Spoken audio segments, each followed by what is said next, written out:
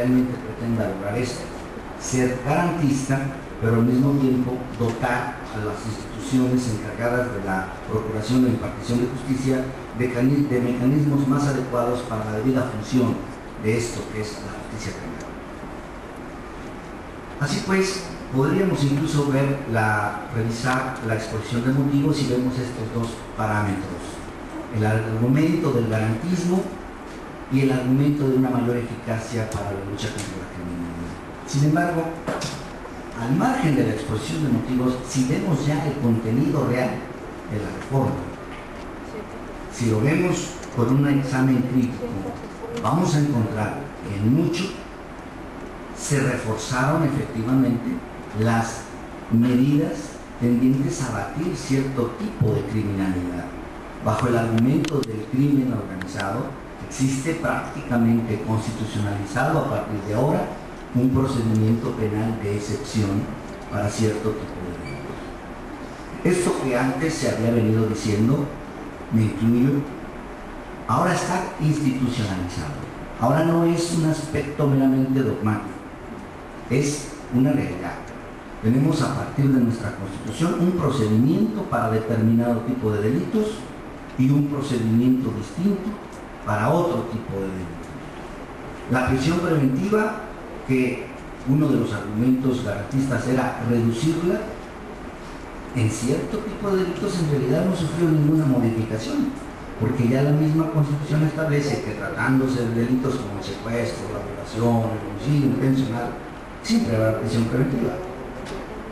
Entonces, efectivamente se presta a algunas de las calificaciones que el señor magistrado mencionaba, que algunos personas autorizadas en el campo del derecho penal han hecho como opinión personal de esta reforma. A mí me llama particularmente la atención el hecho de que bajo el argumento del garantismo se dice que esto es lo que viene a justificar que en los artículos 16 y 19 se reduzcan las exigencias para el dictado de una orden de presentación, de una orden de captura. Y se dice incluso, es que ahora van a ir ante un juez, no van a ir ante la averiguación, no van a ir ante el Ministerio Público. Ahora van a tener todos sus derechos, van a gozar de perdónenme la ironía, pero pareciera que se está vendiendo la idea de que ir a un proceso penal es toda una maravilla, de que ser objeto de un proceso penal es una moda o es una bendición, y que entonces ya no hay problema con que no se tengan que exigir condiciones como tradicionalmente se hacía, de acreditar elementos del tipo en estructuras subjetivas, objetivas, para un acto de molestia tan significativo como es no solo la captura materialmente hablando, sino el acto mismo de someter a la persona a un proceso ante las autoridades. Pero se dice, bueno, pero como ya no importa, ya no hay confesión, ya no hay tortura, ya no va a haber nada de eso, pues entonces que pareciera que ahora todo el mundo va al proceso y que ahora en el proceso, este nuevo proceso oral, se van a resolver los conflictos. Yo pondría en duda hasta qué punto en realidad es avanzar en garantismo el que ahora con mayor facilidad se tenga que ir a un proceso penal, independientemente de que vaya en condición de detenido o no, e independientemente de que se pueda resolver a través de justicia negociada, como dicen algunos autores en España, hacia la privatización del derecho penal. Es cierto, desde una perspectiva formal, pues en países en los que se han aplicado este tipo de sistemas, las estadísticas se invierten. Existe un mucho mayor número de asuntos resueltos. Como ya lo decía hace un momento el señor presidente. Pero muchos de esos se resuelven en la vía de la negociación.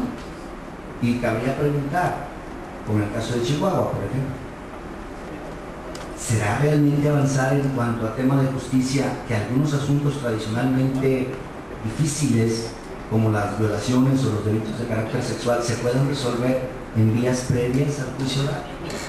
¿Se puedan resolver a través de medidas de carácter cautelar? Esto no solo en México, en otros países como Chile, en ciertos sectores de la sociedad, ha propiciado pues sensación de que la justicia desde el punto de vista material y en casos como ese, sobre todo para las víctimas, no necesariamente cumple esa expectativa. Ahora bien, esto es el otro aspecto.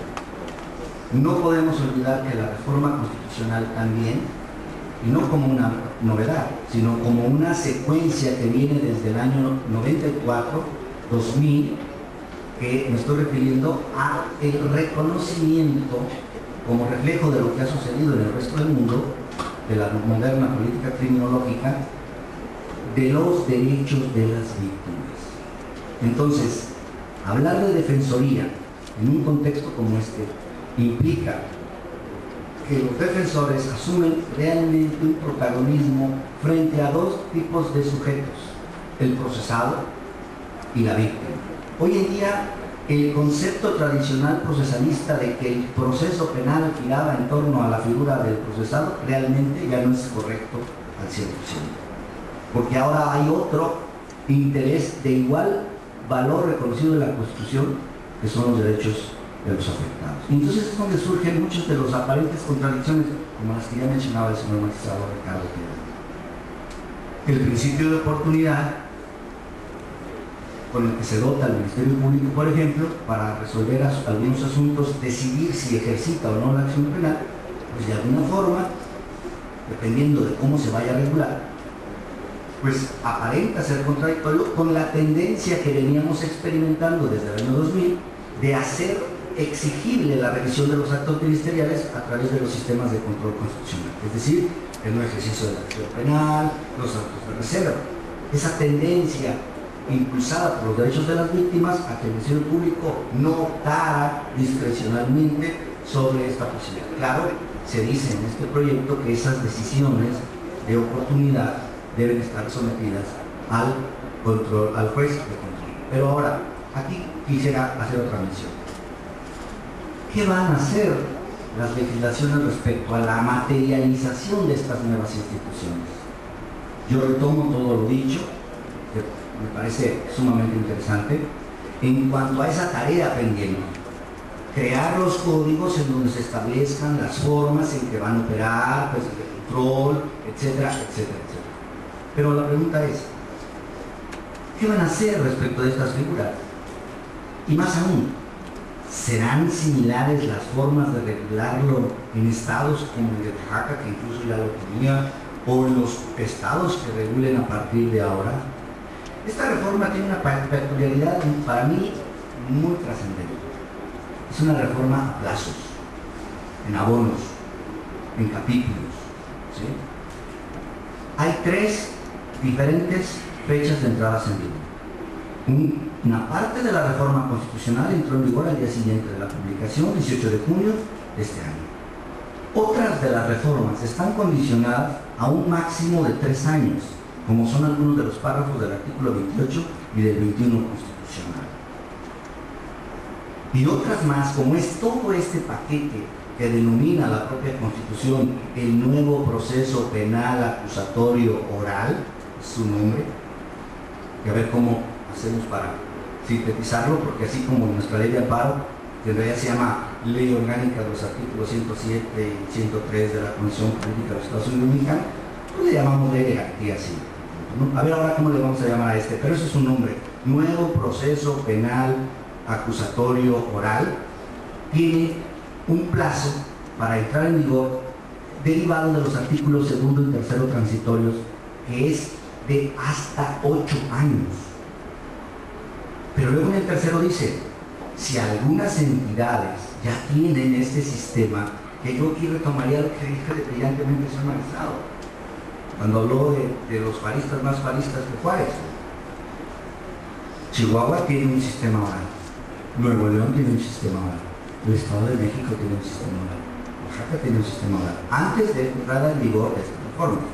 La pregunta es, ¿quién nos garantiza que cada uno de esos procedimientos orales son garantistas del debido proceso? ¿Y cuál va a ser el debido proceso? ¿Cuándo y cómo va a definir la Corte o los tribunales federales y de qué manera cuál de cada uno de esos procedimientos es el correcto? Hace rato me tocó escuchar cuando ustedes preguntaban amablemente ¿Qué entendemos por datos?